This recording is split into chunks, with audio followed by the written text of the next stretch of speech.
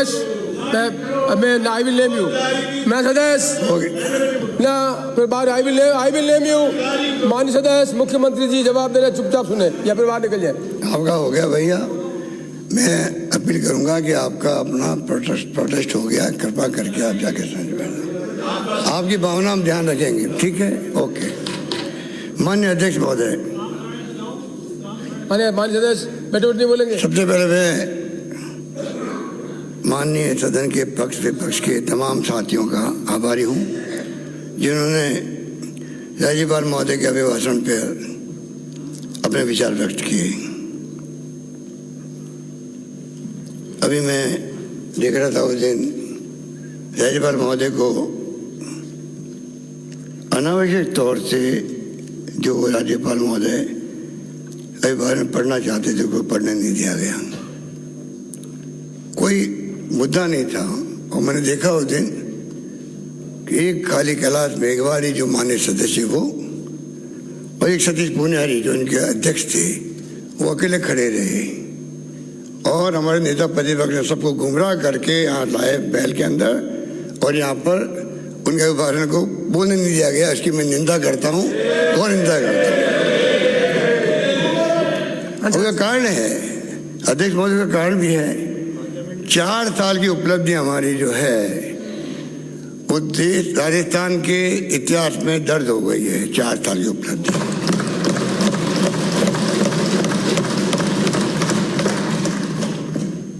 अभी माननीय नेता प्रतिपक्ष बोल रहे थे, मुझे बहुत दुख है कि वैसे तो उनका पूरा ही भाषण भावनाओं से भरा हुआ झूठ का पुलिंदा था, कोई दम नहीं था।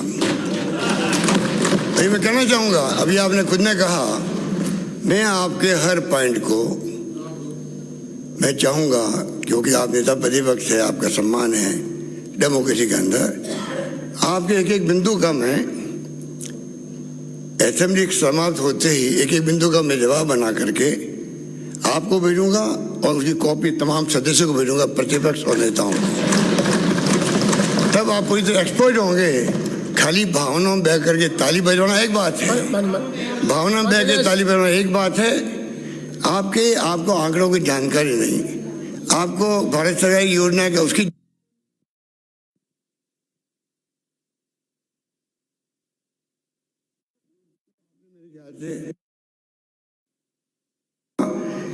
कि हमारे जो है हिंदुस्तान के अंदर तमाम जाति धर्म वर्गों को साथ लेके प्रधानमंत्री चल रहे हैं, एनडीए गवर्नमेंट चल रही है। इससे बड़ा झूठ तो कोई हो ही नहीं सकता है।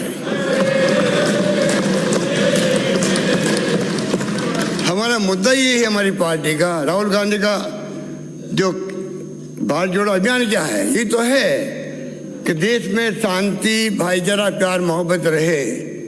ये तो हमारी सोच है। हमारी सोच है देश में बंटवारा की तरह की भावना नहीं बने, सब हिंदू मुस्लिम सिख ईसाई फारसी जैन एक रहे। मुझे इसका जवाब देंगे नेता प्रतिपक्ष, एक भी मेंबर मुस्लिम ना लोकसभा के अंदर है बीजेपी का, ना राज्यसभा के अंदर है, ना यूपी के अंदर है। किस डेमोक्रेसी की बात करते हैं आप लोग? किस डेमोक्रेसी की बात करते हैं? आपकी डेमोक्रेसी सोच है एक धर्म इतना बड़ा धर्म 20% आबादी जिसकी हो, आपकी पार्टी ने एक टिकट नहीं दिया, ना लोकसभा में, ना यूपी के अंदर, ना ने दिया राज्यसभा के अंदर। किस मुंह से बात करते हैं? हम सबको साथ लेकर चलने वाली बात करते हैं। इसकी बनेगी सरकार की, चाहे राज्य की हो चाहे केंद्र की हो, सबके लिए बनती है, सबके लिए बनती है। आप क्या कहना चाहते हैं? इसलिए मैं कहना चाहूँगा, अभी तो आपके कोई चुनाव आ रहे हैं, आप सबको अपने नंबर बढ़ा रहे हैं हाईकमांड के सामने। आप पिछले 2 साल के हो चुके हैं और 75 के बाद में आपकी पार्टी सोचता है कि वो शिफ्ट कर देती है।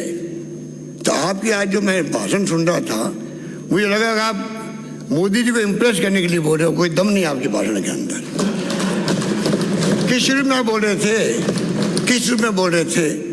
आप बात करते हो आयुष्मान भारत की बात करते हो। आपको मालूम है कैप लगी हुई इसके अंदर? आपको मालूम है खाली 19% लोगों को राजस्थान के अंदर उसकी हम स्कीम लेके आए। अगर या आपकी भामाशाह योजना थी, ताली बजवा दी आपने। हिंदुस्तान में सबसे पहला काम हमने किया, क्या किया? 19% लोगों को आप दे रहे थे बीमा खाली 19% लोगों को दे रहे थे। आपको मालूम आयुष्मान भामाशाह के अंदर और इसमें चीनी योजनाओं कितना बड़ा फर्क है। आज 90% कवरेज किया राजस्थान के अंदर श्रीराम योजना ने। हिंदुस्तान भर में चर्चा हो रही है राजस्थान की, हिंदुस्तान भर चर्चा हो रही है, हमारे नवाचार की चर्चा हो रही है। चाहे वो चीनी योजना हो, चाहे OPS हो, उड़ान योजना हो, शहरी रोजगार योजना हो, शहरी खाद्यान्न इंदिरा गांधी रसोई योजना हो, कितनी योजना में गिनूं आपको। आज कितना लोगों को रिलीफ मिला है। राजस्थान गवाह है इस बात का। आप हर स्कीम की उसका बिना समझे हो गए कि कितना 19% किसे कहते हैं। उसमें कैप है, इंश्योरेंस कंपनी को 1065 रुपये देने का कैप है। उसके अंदर भी हम दे रहे हैं 1700 रुपये दे रहे हैं, प्रति व्यक्ति दे रहे हैं, प्रीमियम दे रहे हैं। किसकी बात आप करते हो? आप कंपेयर करना चाहते हो। तो मैं कहना चाहूँगा आपको कि आपकी जिंदगी आपने खूब देख लिया, 4 साल निकाल दिया आपने। क्या निभाई उपयोगी भूमिका आपने? जन आक्रोश रैली निकाली आपने। मैं पूछना चाहूँगा आपको, जन आक्रोश योजना निकाली, यात्रा निकाली, कहीं आपको जन दिखा? कहीं आपको आक्रोश दिखा? दिखा कहीं आपको? आपकी धज्जियाँ उड़ गई, आपकी धज्जियाँ उड़ गई ना। अच्छा बैठे प्लीज ना बोलेंगे ना, ना जन था ना आक्रोश था, ना जन था ना आक्रोश था। पूछ रहे थे आक्रोश किस बात का है, ये तो बताओ। हम तो संतुष्ट हैं।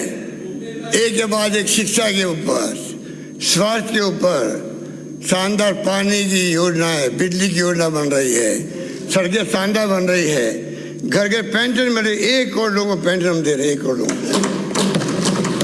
सोशल सिक्योरिटी हमारी थीम के अंदर है। आप बात कर रहे हो, किसान खुश है। अलग बजट पेश किया उनके लिए, अलग बजट पेश किया। कितने राज्यों ने किया देश के अंदर? डबल कर दिया हमने उनका एलोकेशन, डबल कर दिया। आप कह रहे थे अभी 833 रुपये दिए वसुंधरा जी ने, आप बड़े गिना रहे थे। अरे 833 रुपये दिए क्या?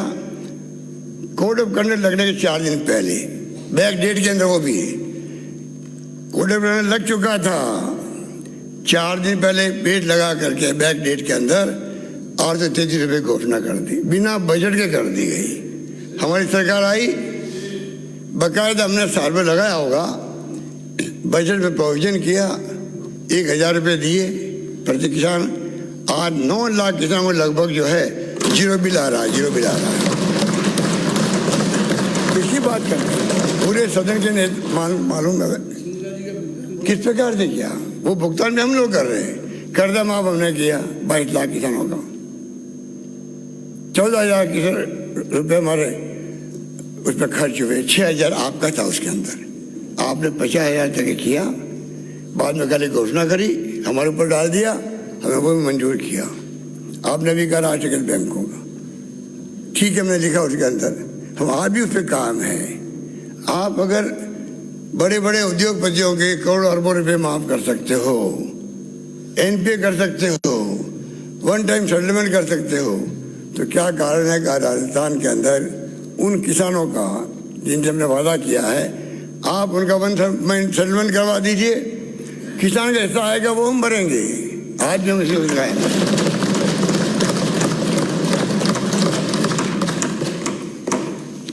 आपका आधा 35 मिनट का भाषण तो खाली शिक्षा पे था, नेचुरल भी है। आप टीचर रहे हैं, सामान्य टीचर रहे, आपका उस पर अनुभव भी अपना है। हम चाहेंगे आपका अनुभव का लाभ लें, पर जिस प्रकार से आपने 35 मिनट उसमें जाया किए, उसकी जरूरत नहीं थी। रात और दिन का फर्क है।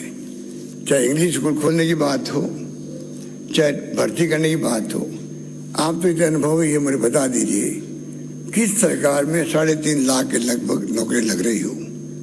हमने 1,17,000 नौकरी दे दी, 1,25,000 नौकरियां प्रोसेस के अंदर है, इंटरव्यू हो रहे हैं, एग्जाम हो रहे हैं, और 1 लाख को हमने घोषणा कर रखी है। तो मुझे बता दीजिए, आप जो आंकड़े दे रहे हो, इतने खाली, इतने खाली, इतने खाली, आपके पद में खाली नहीं रहे थे क्या? खाली हमें दे रहते हैं, बढ़ने की प्रक्रिया होती है।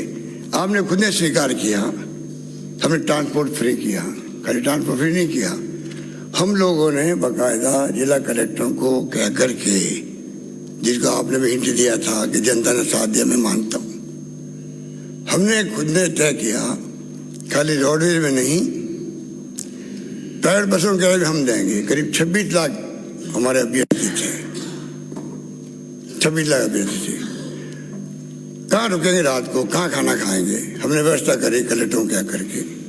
आप लोगों ने उसमें सेव किया होगा, सबने खाना भी मिला उनको, रहने की व्यवस्था भी करी।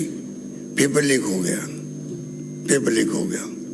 पेपर लीक तो वैसे हर राज्य में हो रहे हैं, वो अलग बात है। आप कहेंगे कि वहाँ हो रहे थे, होना जरूरी है क्या? मैं मानता हूँ आपकी बात को, पर मैं कहना चाहूँगा आपको, पेपर लीक हो रहे हैं, और पेपर लीक तो हो रहे हैं गुजरात में, बिहार में, आंध्र प्रदेश में, उत्तराखंड में, पश्चिम बंगाल में, उत्तर प्रदेश में, हिमाचल प्रदेश, सब जगह हुए। और आपके वक्त में 13 बार पेपर लीक हुए। हमने पहला राज्य राजस्थान है जिसने हमने उन लोगों को जेल के शिकन में बंद किया है, वो राजस्थान राज्य है। हमने उनकी बिल्डिंग को ध्वस्त किया है। हमने इसी असेंबली के अंदर कानून पास किया है। हमने बरकरार किया नौकरियों से, किस राज्य ने किया बता दीजिए आप। आपके वक्त में तो आपको शायद मालूम हो, गृह मंत्री थे आप, 80 लोग आपके सब इंस्पेक्टर के अंदर पेपर आउट हो गया, नौकरी में चले गए। बताइए आप, नौकरी में चले गए, उस पर भी प्रेस कटिंग मेरे पास में 14 की है। 80 लोग चले गए नौकरी के अंदर, फर्जी पेपर आउट होने के बाद में पढ़ करके।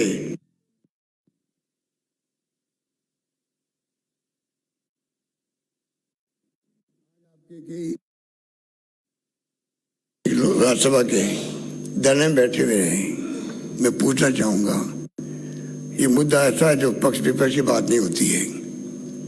ये मुद्दा ऐसा है, राष्ट्रव्यापी समस्या है, कैसे हम उसको हल करें। हम जो सुझाव देंगे हम मानेंगे उसको। हम चाहेंगे अभ्यर्थी का भविष्य पढ़ता है, कोचिंग करता है, पैसा खर्च होता है, व्यर्थ नहीं जाना चाहिए। पर जिस प्रकार से पेपर आउट हो रहे हैं, सरकार की तरफ से, एसओजी की तरफ से कोई कमी रही हो, उसकी आप हमें बताएं, हम उसको दूर करेंगे। इतना बड़ा इश्यू है।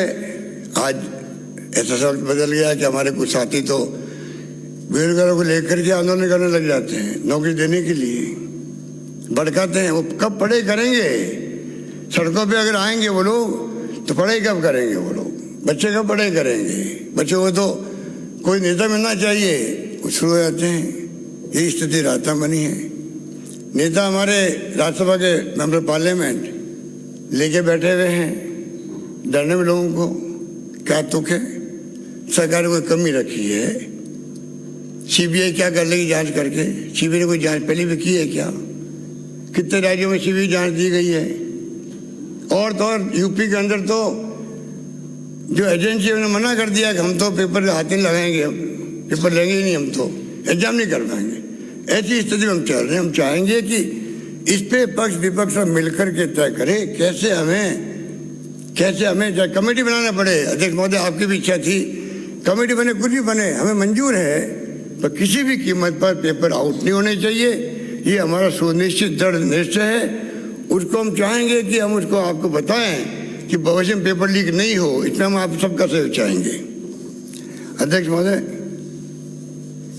हमारी सरकार के कामों से इतने बौखलाए हुए हमारे नेता प्रतिपक्ष भी और तमाम साथी, क्योंकि इनकी लगातार जो परफॉर्मेंस है स्टेट गवर्नमेंट की, वो तारीफ काबिल है। कोरोना के बावजूद भी आपने कोरोना की तारीफ नहीं करी। अरे केरला के अंदर तो हम हिंदुस्तान में नंबर 1 है कोरोना के मैनेजमेंट के अंदर। हमें आप सबका सहयोग मिला, उसके अंदर धर्म गुरुओं का मिला, आम जनता का मिला। आपको याद है, मैंने 200 मेंबर पार्लियामेंट से बात करी थी उस वक्त। मुझे गर्व है, सबने साथ दिया। परफॉर्मेंस बीडोड़ा मॉडल पूरे देश दुनिया में चला गया। वह क्या हुआ उसके बाद में? उसके लिए आपके मुंह से एक तारीफ, एक शब्द नहीं आया। केरल के अंदर तो सरकार रिपीट इसलिए हो गई कि वहाँ का कोरोना मैनेजमेंट भी अच्छा शानदार रहा उनके हिसाब से। हम उनसे कम नहीं हैं, हम उम्मीद करते हैं कि जो केरल में हुआ वही राजस्थान में होगा, सरकार रिपीट हमारी होगी। कोरोना के मैनेजमेंट में हमारे लिए गेम चेंजर होगा, आप देखेंगे। कोई कम मेहनत नहीं की हम लोगों ने, किस प्रकार मैनेजमेंट किया, डॉक्टर जानते, नर्सेज जानती है, रास्ता के लोग जानते हैं, जो तकलीफ में आए थे। ऑक्सीजन की कमी नहीं आने दी हम लोगों ने, इतना दबाव रखा हमने केंद्र सरकार पे भी। अध्यक्ष महोदय, माननीय सदस्यों को जानकर प्रसन्नता होगी और गर्व होगा। आज इन सब स्थिति के बावजूद भी आर्थिक स्थिति सुधरती जा रही है, उसके कारण आज हम देश के अंदर जीडीपी के अंदर नंबर 2 पे आ गए हैं। नंबर 1 आंध्र प्रदेश 11.4% और नंबर 2 राजस्थान है देश के अंदर, मैं गर्व से कह सकता हूँ 11.04%।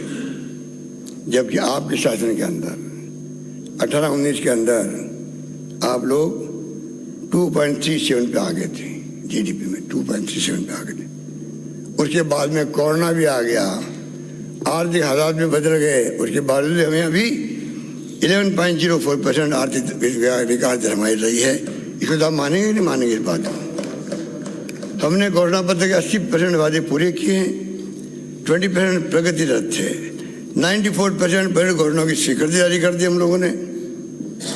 और अगर हम देखें अध्यक्ष महोदय, पॉलिटिकल दृष्टिकोण से भी तो आप पाएंगे कि जो भी चुनाव हो रहे हैं राजस्थान के अंदर, आपके वक्त में तो जब सरकार आपकी थी 8 बाई इलेक्शन में 6 चुनाव हारे थे, याद है आपको। और अभी हमारे वक्त में 9 चुनाव में 7 चुनाव जीते हैं।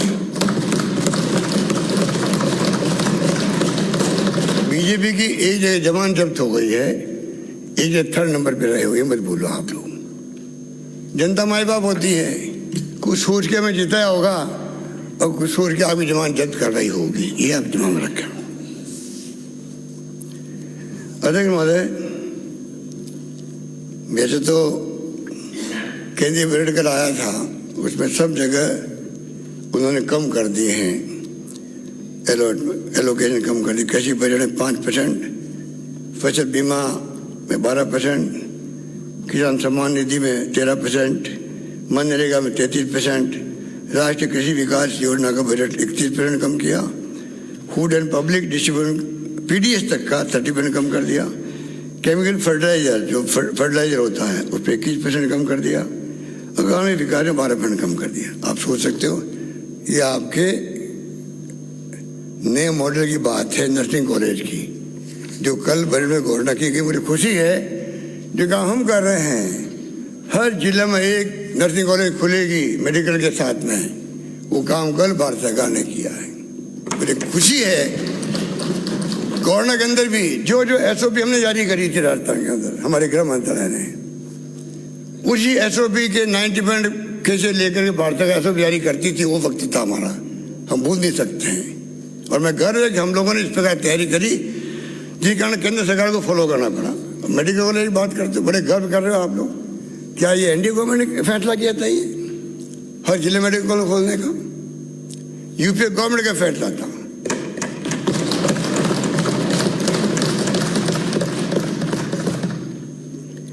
सात जगह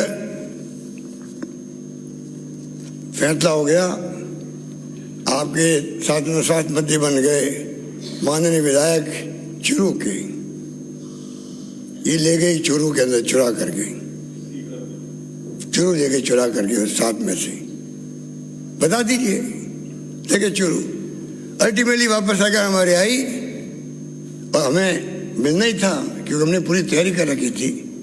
12 सेकंड जो मांगी हमसे डेटा दिए उनको, आज पूरे जिले के अंदर करीब करीब हम लोग, पर उसमें भी आप ऐसी बातें बोल रहे केंद्र सरकार पहला भेज रही हो। अरे आप कुछ तो ये कहते कि केंद्र सरकार को भी चाहिए कि इस प्रकार राज्यों को मदद करे, चाहे पानी की योजना हो, हमारे वक्त में 90-10 था, अब जल जीवन मिशन आया है, 50-50% है, 50% उनका 50% हमारा। आप बताइए कोई राज्य सरकार है इसको अफोर्ड कर सकती है? मेडिकल कॉलेज के अंदर 60-40% है, राज्यों के सब उसके अंदर है। ये नहीं भूलना चाहिए कि इस प्रकार से आप तारीफ करते हैं अपने प्रधानमंत्री जी की और आपके केंद्र सरकार की। इसलिए मैं कहना चाहूँगा, जिस प्रकार से नवाचार हमने किया, मैंने बताया आपको। अध्यक्ष महोदय, कुछ आंकड़े बताना चाहूँगा। मेरे को आपको मालूम निमोनिया हो गया था अध्यक्ष महोदय। माननीय मुख्यमंत्री जितना बोल सके उतना ठीक है, अन्यथा पड़ा हुआ माना। बहुत शुक्रिया आपका। पर माननीय अध्यक्ष महोदय, मैं चाहता हूँ कुछ, क्योंकि अध्यक्ष हमारे सब नेता बैठे हैं, तो मैं प्रयास करता हूँ कुछ बातें बताऊँ आपको। मैं धन्यवाद करता हूँ अटल साहब का कि कल जब मेरी बात हुई आपसे पेपर लीक के बारे में, तो आपने चिंता प्रकट की थी मेरे निमोनिया होने के कारण से। उसके लिए मैं आपका बहुत शुक्रिया अदा करता हूँ। माननीय अध्यक्ष महोदय, बीजेपी के 4 साल और हमारे 4 साल, सुनना आप ध्यान रखें, क्योंकि आप ज़्यादा ही उछल को ज़्यादा आप ही करते हो। स्कूल शिक्षा, कोई नई प्राइमरी स्कूल नहीं खोली, हमने खोली है। 4 साल का आंकड़ा है।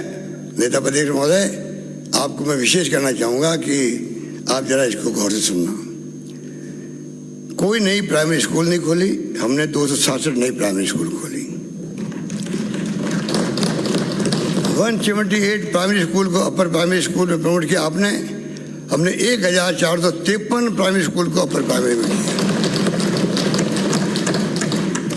आपने 307 अपर प्राइमरी को सेकेंडरी में किया।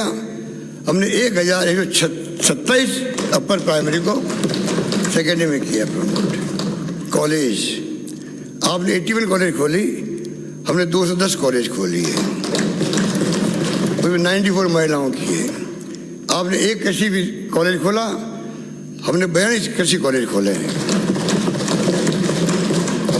आपने आयुष हेल्थ वेलनेस सेंटर्स की बात की, आपने 0 आपने किया। हमने 1000 आयुष हेल्थ वेलनेस सेंटर खोले हैं। आपने 0 ब्लॉक आयुष हॉस्पिटल खोले, हमने 77 जगह ब्लॉक आयुष हॉस्पिटल खोले हैं। आपने ग्रामीण विकास के अंदर 21,586 करोड़ खर्च किए, हमने 56,257 करोड़ खर्च किए। आपने 76,816 सेल्फ हेल्प ग्रुप बनाए, हमने 1,85,657 सेल्फ हेल्प ग्रुप बनाए। मनरेगा में आपने 16,792 करोड़ खर्च किए, हमने 36,601 करोड़ खर्च किए। बुजुर्ग पेंशन आपने 5,345 दी, हमने 20,722 दी है। एकल नारी पेंशन आपने 856 दी, हमने 8,160 एकल नारी को दी है। कहाँ 856 और कहाँ 8,160। दिव्यांग पेंशन 425 करोड़ दिए आपने, हमने दिए 2,170 करोड़ दिए हैं दिव्यांगों को। पालनहार योजना में आपने 529 करोड़ दिए, हमने 2,130 करोड़ दिए हैं। रिको के अंदर 10 औद्योगिक क्षेत्र आपने बनाए, हमने 62 बनाए हैं। अशोक लाहौटी साहब ने खाली का घोषणा क्या हुआ? घोषणा का ये हुआ कि 10 बने, अभी 62 बने, बाकी बनने लगातार प्रगति पर है। 1,894 भूखंड आपने आवंटित किए, हमने 5,100 भूखंड आवंटित किए। कोई कंपेरिजन है? 4 साल परफॉर्मेंस आपकी और हमारी कंपेरिजन है क्या? मेडिकल एजुकेशन, 1 मेडिकल कॉलेज खोली आपने, हमने 6 खोली है। 2 नर्सिंग कॉलेज खोली, हमने 25 खोली है और भाई खुलती जा रही है। MBBS की 150 सीटें, PG की 50 सीटें आपने बढ़ाई, हमने MBBS की 1,380 सीटें बढ़ाई हैं और PG की 558 सीटें बढ़ाई। कहाँ 50, कहाँ 588 सीटें बढ़ाई, कहाँ 50, कहाँ 558 सीटें बढ़ाई है।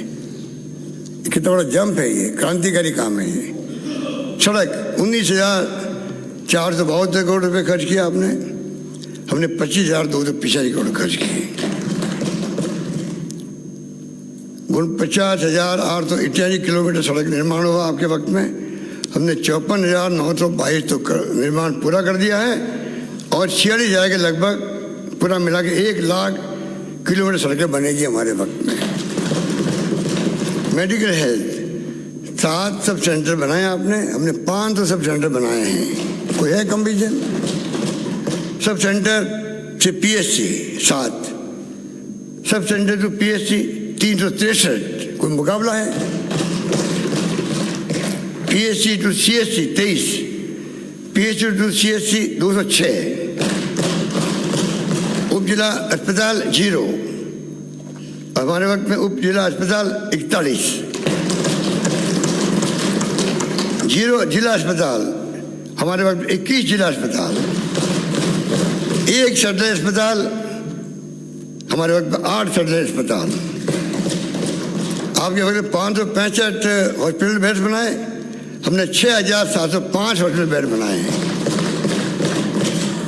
कनेक्शन बिजली के। आपने दिए 1077,226, हमने दिए 3,70,449। क्या मुकाबला करोगे परफॉर्मेंस का? कोई मुकाबला करने की मतलब स्थिति है क्या आपकी? 19-20 तो मुकाबला होता है। बताइए क्या बिना मतलब टाइम वेस्ट कर रहे हो 1 घंटा बोल करके?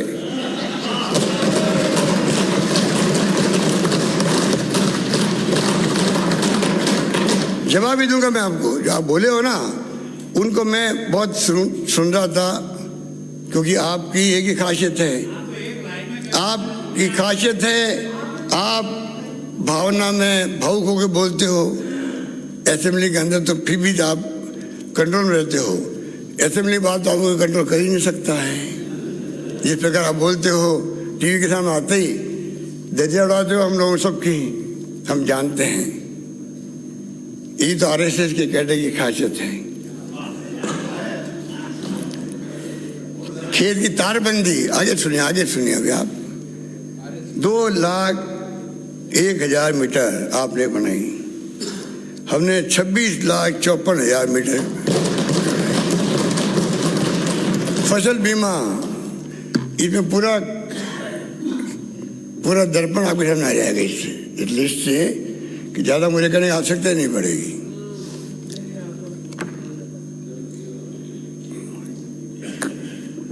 फसल बीमा 5,822 करोड़ 4 साल के अंदर। हमारे वक्त में ज्ञान चंपाई जी ने इस बारे में बात कर दी। हमारे वक्त में 18,177 करोड़। बताइए तो मुकाबला है क्या? बोले जा रहे हो। कृषि बिजली अनुदान आपने दिया 31,940 करोड़, हमने दिया 60,754 करोड़ दिया किसानों को बिजली का। INP इम्पोर्टेंट कैनाल है हमारी, आपके वक्त में लगभग 0 रीलाइनिंग हुई थी, हमने 108 किलोमीटर रीलाइनिंग पंजाब में राजस्थान में करी है। सरहिंद फीडर 0 लाइनिंग, हमने 84 किलोमीटर रीलाइनिंग करी है। नए ADM ऑफिस कोई नहीं खोला आपने, हमने 7 खोले हैं। SDO ऑफिस कोई नहीं खोला आपने, हमने 27 खोले हैं। नए तहसील आपने 17 खोले, हमने 61 खोले हैं। उप तहसील 4 खोले, हमने 74 खोले हैं। नए राजस्व ग्राम 435 बनाए, हमने 931 बनाए हैं। अध्यक्ष महोदय, पेपर लीक का मामला बहुत गंभीर है। मैं फिर कहना चाहूँगा, अपील करूँगा, जिस प्रकार से ये एक ऐसी गैंग बन चुके हैं पूरे देश के अंदर, आर्मी के अंदर, DRDO के अंदर, राजस्थान हाईकोर्ट के अंदर 2 महीने पहले हो गया, और कल गुजरात में हो गया परसों। क्या वहाँ पे बच्चे आए सड़कों पे, कोई सोच नहीं सकता। ये चिंता की वजह होना चाहिए। इस पर सुझाव देने वाली बात करें, किस प्रकार से इनसे निपटें। मैंने पहले भी कहा हम पूरी तरह आपके साथ हैं, जो भी सुझाव देंगे उनको हम लोग चाहेंगे कि हम सब मिलकर के इसके ऊपर कोई ऐसी स्थिति पैदा करें जिससे कि ये भविष्य में पैदा स्थिति नहीं बने। अध्यक्ष महोदय, ये मैं वापस बताना चाहूँगा, क्योंकि हेल्थ सेंटर हमारे लिए टॉप प्रायोरिटी का है। आपने कह दिया कि आपने दवाइयों की तारीफ तो करी, तो बाकी आपने जो आलोचना करी है मैं उसको अस्वीकार करता हूँ आपकी आलोचनाओं को, कि पूरे कंट्री में अभी जो है OPS के बाद में चिरंजीवी योजना की चर्चा है। आप कृपा करके, आप 25 लोकसभा मेंबर हैं, जाके कभी मिलिएगा 2 बातों के लिए। ये तो प्रधानमंत्री जी आ रहे हैं, अध्यक्ष महोदय 2 में आ रहे, मैंने सुना है। इससे अच्छा मौका नहीं आएगा। या तो अपन सब चलें दिल्ली पीएमओ के अंदर, पीएम हाउस के अंदर, प्रधानमंत्री निवास पे जाके मिलें, कुछ चाय वाय पिलाएंगे तो चाय पी लेंगे, साथ में अपनी उनको वादा याद दिलाएंगे ERCP का।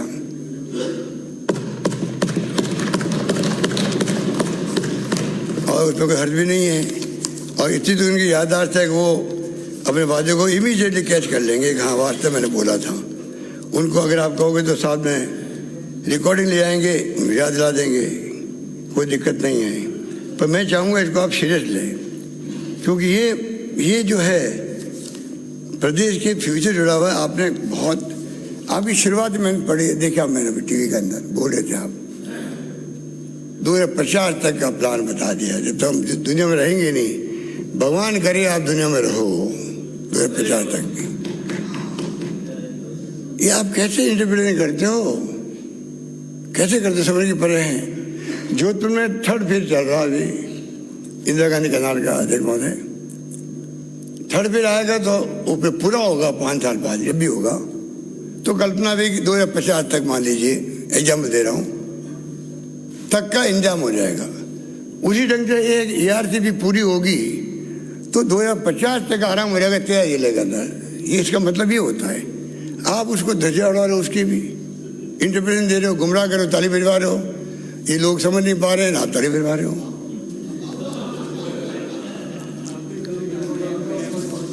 तो ऐसी ताली मत बजाओ भाई, आप हमें तो कटाक्ष करते हो, ताली बजवा दी, ताली।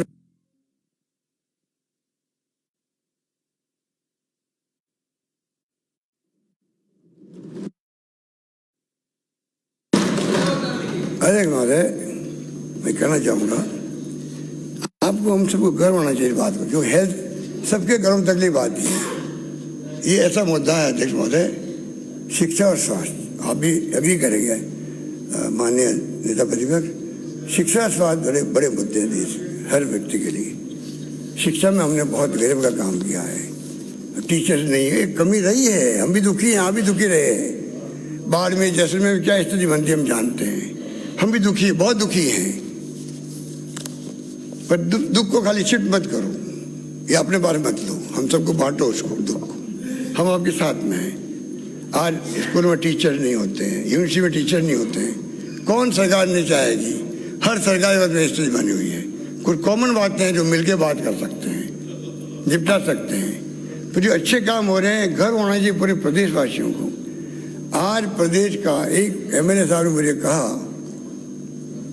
एक्स MLA साहब ने, जब मैंने पहली बार दवाएं फ्री के अध्यक्ष महोदय तो 13 के अंदर 12 के अंदर, तो कहता अब लड़कियां बच जाएगी। तो मैं समझा नहीं उनकी बात को। उसने कहा साहब कि, मैं कहा क्या मतलब?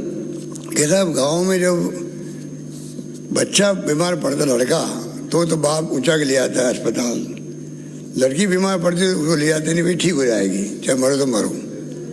अब जो आप दवाई फ्री की, तो अब जाके लोग जाएंगे अस्पताल में। आप ये मर्म समझ लीजिएगा। आप वो मर्म सामने रख के मैं बात कर रहा हूँ आपसे। आज जो कुछ हमने किया है, ये इतिहास बन चुका है, देश के अंदर इतिहास बन चुका है। अब मोदी जी को कहते हैं आगे आइए, आगे आइए 2 कामों के लिए। एक तो सोशल सिक्योरिटी एक्ट बनाओ भारत सरकार के अंदर, केंद्र में, जो डॉक्टर मनमोहन सिंह जी ने सोनिया गांधी जी को बना था। Right to information, right to education, Mahatma Gandhi NREGA, food security act, 2 रुपये किलो गेहूँ, 3 रुपये किलो चावल। उसी प्रकार से कानून बने देश के अंदर, पूरे मुल्क में एक समान, बुजुर्गों को, बूढ़े मजदूरों को, दिव्यांगों को, एकल नारी को, इन सब के लिए पेंशन का एक्ट बने पार्लियामेंट के अंदर। सरकार कोई आओ जाओ, जैसा भी उनको मानना पड़ रहा है, नरेगा को भी, RTE को मानना पड़ रहा है भारत सरकार को, फूड सिक्योरिटी एक्ट को मानना पड़ रहा है। सरकार ये बदल गई हमारी, यूपी आ गई, NDA आ गई। ऐसा कानून बनाओ मोदी जी, जो कि पूरे कंट्री में दुनिया के विकसित राष्ट्रों की तरह वक्त आ गया। आप भी विश्व गुरु बनने की बात कर रहे हो, वो तब बनेंगे ना, तब कम से कम वो मिनिमम रिक्वायरमेंट जिंदा रहने की, मिनिमम रिक्वायरमेंट जिंदा रहने की, वो तो कम से कम मिले उसको, मजदूर को भी। बुढ़ापे के अंदर वो अपना काम नहीं कर सकता तो घर बैठे उसको वीकली पैसा मिले। इस प्रकार से क्यों नहीं हम लोग कानून बनाए? ये मैं उनसे अपील करता हूँ। और मैं कहना चाहूँगा हमने हेल्थ सेक्टर में 7% बजट रखा है। 10,000 करोड़ का डबल कर दिया, 20,000 कर दिया। यूनिवर्सल हेल्थ केयर हमारा सपना है। राइट टू हेल्थ बिल लेके आए हैं। मैं उम्मीद करता हूँ अध्यक्ष महोदय आपके हस्तक्षेप से जल्दी पास होगा। आज हमने 31 लाख लाभार्थी चिरंजीवी के अंदर, खाली आईपीडी कह रहा हूँ आपको, ओपीडी में तो करोड़ों से ऊपर हो गए हैं। आईपीडी के अंदर भी प्राइवेट सेक्टर और गवर्नमेंट मिलाकर 31 लाख लाभार्थी हो चुके हैं। इंश्योरेंस कवरेज में आपको नेता प्रतिनिधि महोदय आपका ध्यान विशेष आग्रह करना चाहूँगा। जब मैंने कहा कि आप बिना जानकारी के बोलते रहते हैं, क्यों मैंने कहा इंश्योरेंस कवरेज 15-16 में आपके 19% थी भामाशाह की, 19%, आज 90% मैंने कहा आपको। यूपी में 16% आज भी, यूपी में सुनिएगा आप, महाराष्ट्र में 22% है, पंजाब में 25% है, हरियाणा के अंदर 26% है, मध्य प्रदेश में 38% है, गुजरात में 44% है, हमारे 90% हमने कर दिए।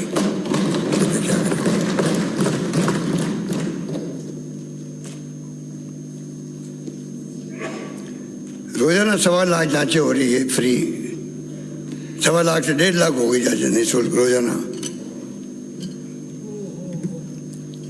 सभी जिलों में नर्सिंग कॉलेज बना रहे हैं। और अध्यक्ष महोदय आपके आगे खुशी होगी कि ये जो MMR IMR, आप तो हेल्थ मिनिस्टर रहे हैं, आप समझ सकते हैं इसका महत्व क्या है।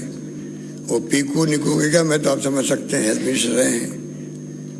कोटा में हमारी बदनामी हुई थी, वो भी आपको मालूम है। आज निकू पीकू सब बढ़ गए हैं संख्या, वो स्थिति नहीं रहेगी अब राजस्थान के अंदर।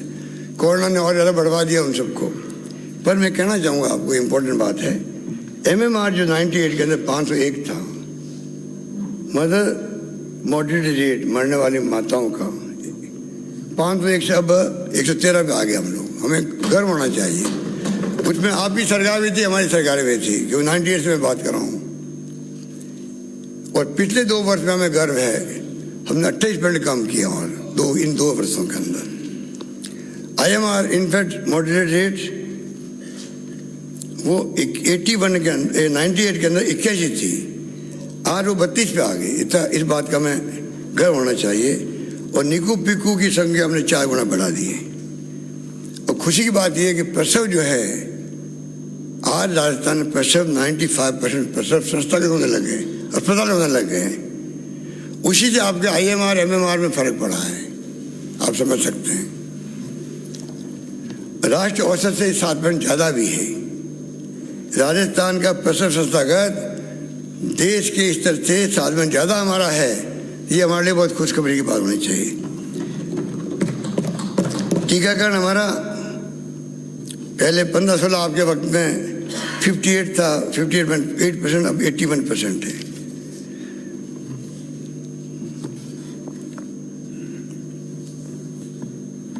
अस्पताल बेड बने 60% बढ़े हैं। ऑक्सीजन ICU बेड की संख्या 3 गुना अधिक हुई है।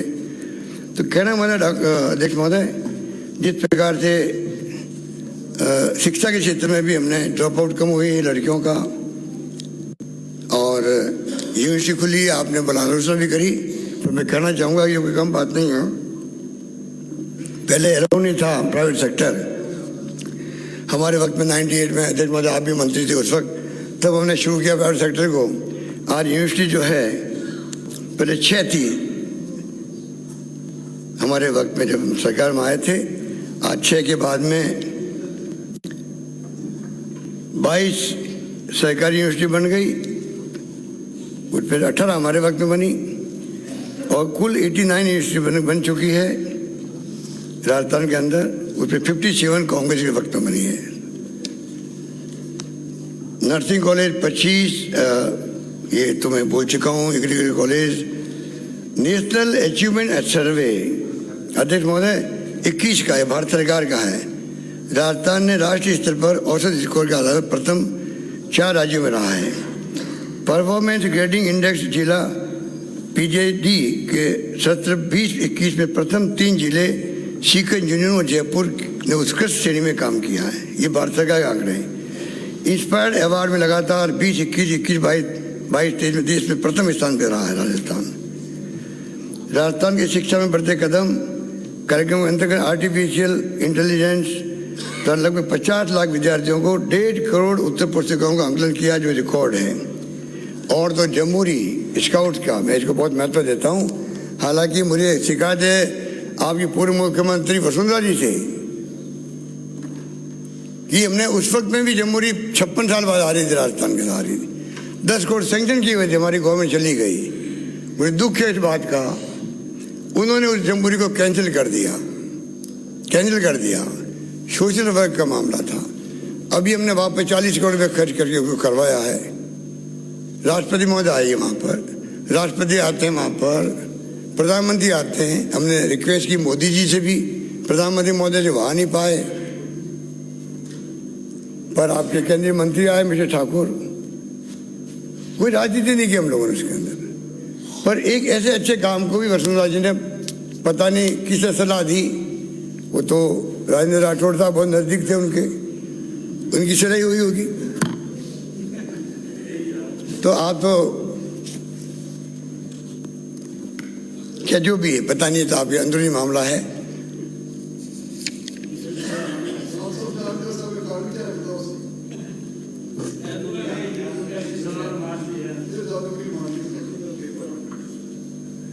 अधिक बिजली के मामले में जो ध्यान आकर्षित किया गया, मैं तय करना चाहूँगा कि रिन्यूएबल में हम लोग बहुत फोकस कर रहे हैं। अक्षय ऊर्जा क्षमता में भी राजस्थान देश में प्रथम है और RRECL को 22 में राष्ट्रीय ऊर्जा पुरस्कार मिला है। GSS के निर्माण बिजली के समय में पूरा करने में परेशानी हो रही है, क्योंकि जो यूक्रेन युद्ध के बाद में जो GSS बनने थे या पावर प्लांट बनने थे, उसमें जरूर हमें तकलीफ आ रही है, थोड़ा डिले हो रहा है। इस बात का हमें दुख है। 1 लाख करोड़ रुपए के सोलर सिविल क्षेत्र में निवेश MOU हुए हैं। बड़ला के अंदर जो है, जोधपुर के बड़ला में, वो देश का सबसे प्रथम सोलर पार्क बना है। सड़कों में मैं बता दिया आपको, बहुत आगे हैं हम लोग। उद्योगों में हमारा MSME एक्ट बना, तब से ही 16,000 से अधिक इकाइयों को फायदा मिला है। बाकी पचपदरा रिफाइनरी हो, चाहे असुल लाहौटी ने कहा कि उद्योग बंद हो गए, इसमें कोई सच्चाई नहीं है। जिनको मैंने बता दिया आंकड़े आपको, खुले बढ़ते जा रहे हैं उनके औद्योगिक क्षेत्र। कृषि आधारित उद्योगों के लिए agro processing, agro business, agro export में 2 करोड़ तक की सब्सिडी है। कृषि बजट हमने अलग पेश किया अध्यक्ष महोदय, अगली बार भी हम अलग बजट पेश करने जा रहे हैं कृषि का। कृषकों को मैंने बता दिया आपको कि किस प्रकार से 1000 रुपये हमने दिए उनको, और उसका 9 लाख करीब बिजली बिल कम हो गया। आम उपभोक्ताओं के लिए हमने 50 यूनिट फ्री की अध्यक्ष महोदय, उसके कारण से, और 150 और 300 का हमने स्लैब कम किया, उसके कारण से हर किसान को, हर उपभोक्ता को 9,000 करोड़ का फायदा मिला। और 50 यूनिट खत्म करने से 39 लाख लोगों को जीरो बिल आने लगे राजस्थान के अंदर। ये बात करना चाहूँगा।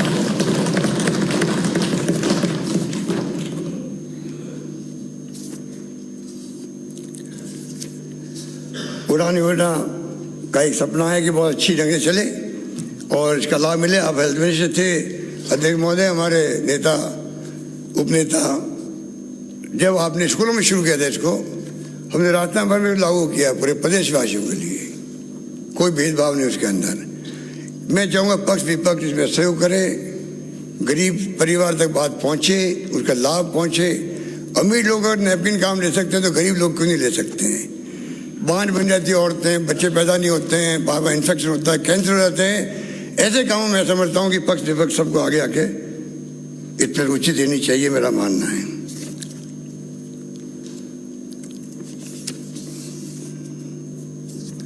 अध्यक्ष महोदय, कानून व्यवस्था की बात की गई, जो बहुत महत्वपूर्ण मुद्दा है, क्योंकि जिस प्रकार से NCRB की बुक्स है उसको विकसित नहीं करेंगे तो पाएंगे कि राजस्थान की स्थिति बहुत अच्छी है, पर फिर भी परसेप्शन जो आपने बनाया है उसका मैं आपको लाभ नहीं लेने दूंगा नेता प्रतिपक्ष महोदय। परसेप्शन बनाना अलग बात है, सच्चाई दूसरी होती है। मैंने क्रांतिकारी काम किए है, सरकार बनते ही मैंने वो काम के लिए हिंदुस्तान में कहीं नहीं है। कोई कम बात नहीं है कि आप FIR को कंपल्सरी कर दो। अरे आप तो करते हो, भगवान जानता, आपको भगवान जानेगा। आपने हमारे ऊपर कह दिया, मैं आपको कह रहा हूँ, आप जाना, आपके अंतरात्मा जाने। परंतु मैं कह सकता हूँ FIR कंपनी नहीं थी तो लोग भगा देते थानों से, गरीबों को, अच्छे से लोगों को FIR दर्ज नहीं करते थे। रेप हो गया कि परिवार के अंदर जिंदगी में तड़पता, FIR लॉन्च नहीं हो पाई मेरी, ना होगी। वो जब तक मरता नहीं आदमी तो परिवार रोता बेचारा कि मेरी बेटी के साथ रेप हो गया, मैं कुछ नहीं कर पाया। आज कम से कम हिम्मत होने लगी उसकी, हालांकि उसका दुरुपयोग हो रहा है। जो आज की तरह ध्यान आकर्षित किया, कुछ फर्जी होने लग गए, मैं मानता हूँ इस बात को। ये भी आपने ठीक कहा, उनके खिलाफ कार्रवाई होनी चाहिए, वो कार्रवाई में हम कराएंगे। परंतु इतना बड़ा फैसला हुआ है, उसे क्या लाभ मिले मैं बता के नहीं बताऊंगा आपको मैं किस प्रकार से। और सबसे बड़ी बात है, कंपल्सरी करने के बावजूद भी, मैं सदन के माननीय सदस्यों को ध्यान आकर्षित करूंगा, उसके बावजूद भी पंजीकरण नीति के बावजूद भी 19 की तुलना में 21 में करीब 5% अपराध कम दर्ज हुए, जबकि MP, हरियाणा, गुजरात, उत्तराखंड समेत 17 राज्यों और केंद्र शासित प्रदेशों में अपराध अधिक दर्ज हुए हैं। तब भी इसका मतलब क्या हुआ, कंपल्सरी करी तब भी कम हुए। गुजरात में 69% बढ़े हैं, हरियाणा के अंदर 24%, मध्य प्रदेश में 20% बढ़े हैं। और सबसे बड़ी बात है, हत्या, महिलाओं के विरुद्ध अपराध व अपहरण में उत्तर प्रदेश देश भर में आगे हैं। सबसे अधिक कस्टोडियल डेथ गुजरात में हुई है। नाबालिगों से बलात्कार यानी पॉक्सो एक्ट के मामले में मध्य प्रदेश देश में पहले स्थान पर है, जबकि राजस्थान 12वें स्थान पर है। SC/ST जुड़े अपराधों में UP व MP देश में सबसे आगे हैं। अनिवार्य पंजीकरण नीति का परिणाम है। माननीय अध्यक्ष महोदय, मैं नेता प्रतिपक्ष का और तमाम साथियों का ध्यान आकर्षित करना चाहूँगा। अनिवार्य पंजीकरण नीति के परिणाम है कि 17-18 में 33% FIR कोर्ट के माध्यम से CRPC 156(3) के तहत इस तरह से धारा दर्ज होती थी आपके वक्त में। अब कंपल्सरी करने के बाद में विश्वास हो गया लोगों को कि हमारी सुनवाई होगी। अब ये संख्या सिर्फ 13% रह गई है। इसको तो मानेंगे, अचीवमेंट मानेंगे। इनमें से अधिकांश सीटें सीधे कोर्ट में जाने वाली मुकदमों की शिकायत ही होती थी। यह हमारी सरकार द्वारा उठाए गए कदमों का नतीजा है कि 17-18 में बलात्कार के मामले में अनुसंधान 214 दिन लगते थे, अब सिर्फ 68 दिन लगते हैं। कितनी बड़ी उपलब्धि बताइए आप। कहाँ 214 दिन, लगभग एक साल, कहाँ 68 दिन हो जाती है। पॉस्को के अंदर अनुसंधान का औसत 18 में आपके वक्त में 232 दिन था, अब वो 66 दिन रह गए। क्या कहेंगे इसको आप, क्या कहेंगे?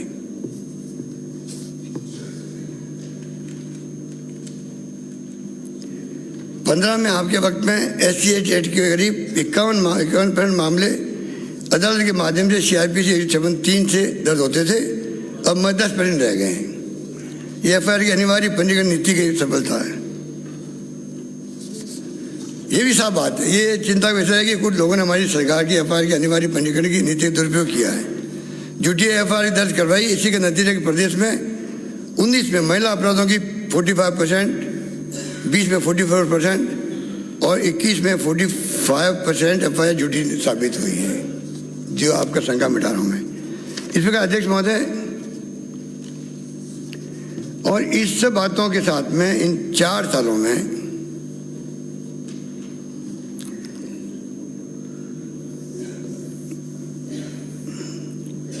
12 अपराधियों को फांसी की सजा, 450 से अधिक को आजीवन कारावास और 750 से अधिक को अन्य सजाएं हुई है।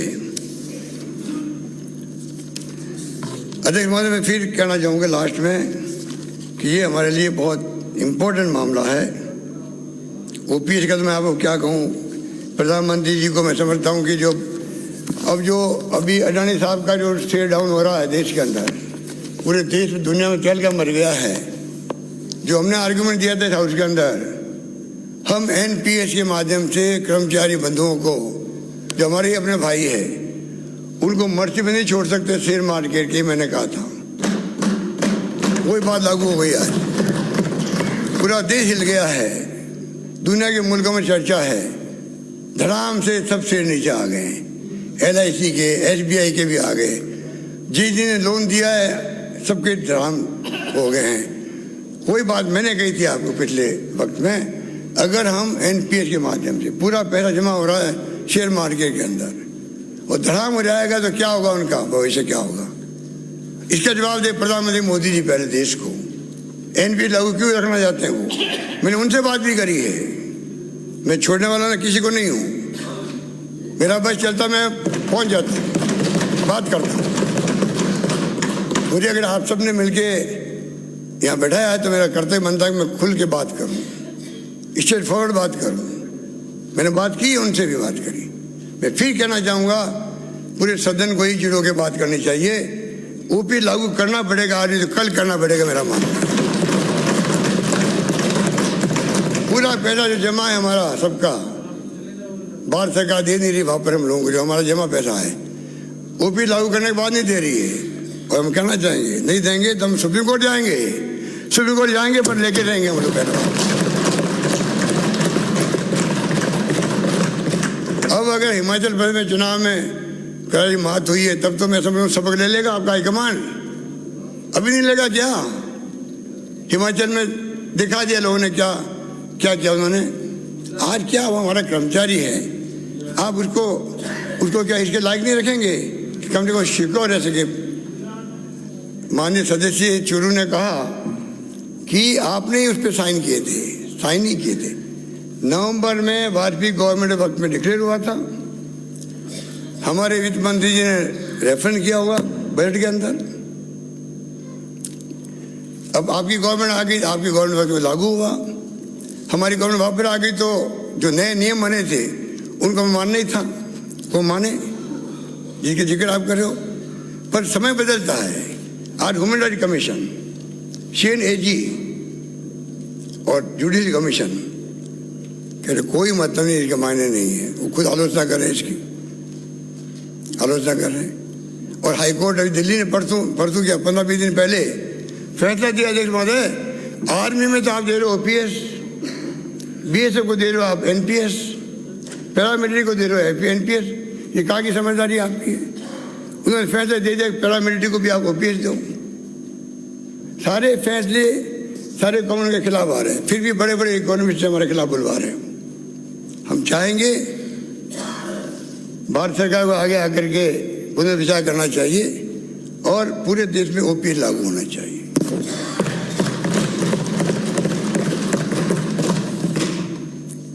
अध्यक्ष महोदय, अंत में कहना चाहूँगा, ये मौका मत चूको। दूसरा बहुत नज़दीक है, 1 घंटे का रास्ता ही है।